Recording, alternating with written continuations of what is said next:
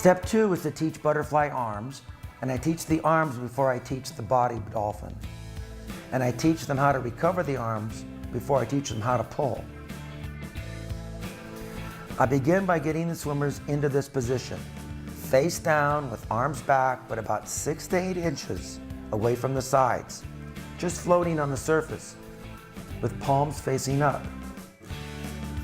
Now this is important. You do not want the swimmers to start the recovery with the hands right next to the sides, like this. If they do, the hands can get stuck, and this leads to a slow recovery, often with palms up and elbows bent, and to a crashing hand entry. You want your swimmers to round out the exit, sweeping the arms out and forward to start the recovery.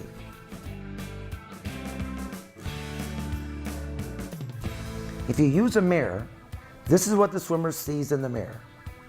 Notice how far the arms are away from the legs. As the hands exit the water, the motion is outward and forward. Send the energy forward. From this angle, you can see that the fingers are facing back and the hands are relaxed. I have the swimmer slide her wrist and tops of hands against my palms to begin the recovery. This is to make sure she uses her shoulders and not the hands to start the recovery. I have the swimmer do a snow angel and drag the thumb side of the hands across the water. Make sure the swimmer's thumbs are in line with the other fingers and not sticking out as if they were hitchhiking. The arms should be straight as they recover and as they return softly to the butterfly float position. With a mirror, this is what the swimmer sees if she does a snow angel recovery. She can see the arms drag through the water and go the long way around. Next, the swimmer does an almost snow angel. They swing the arms just 1 inch above the surface of the water and land softly. With the mirror, an almost snow angel recovery looks like this to the swimmer. She can see the arms swing around straight, but there is little or no drag. And here's the landing. Soft, shallow, and back to the butterfly float position. Next, I teach the pull, and we start in the butterfly float position. At first, I keep it simple. I say pull and move forward.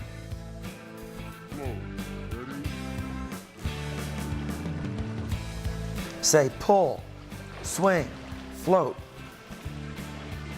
Tell the swimmer to pull and feel their body move forward. Then remind them to swing their arms around to the front, just as before. If they're over a mirror, they should see their face move forward and remain flat, as if it were riding on a skateboard. Sometimes it looks pretty good right away, but often you need to refine the pull. I put my hands on top of hers and guide her through the pull.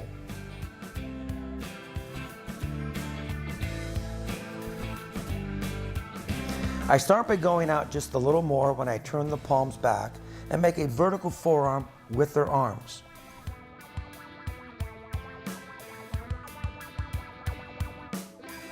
I guide the hands back and into a diamond position and then round out the finish, sending the arms out and forward. She goes into a snow angel recovery and lands softly back in the butterfly float position. In the mirror, she sees her arms round out a little in front as she starts to turn the palms back. She sees her forearms go vertical, and then they go directly under the elbows. She sees her arms pull under the body to form a diamond shape, and she sees her arms travel back and flare off to the side as they round out the exit. Next, I hold her head to make sure she doesn't enter her arms too close together. If she does, she'll hit my arms and will know to land wider after her next recovery. Also, holding her head helps correct a common stroke fault, tucking the chin and dipping the top of the head down as she pulls back. In the mirror, she sees her face remain flat through the pull and the landing of the arms at shoulder width or a little wider.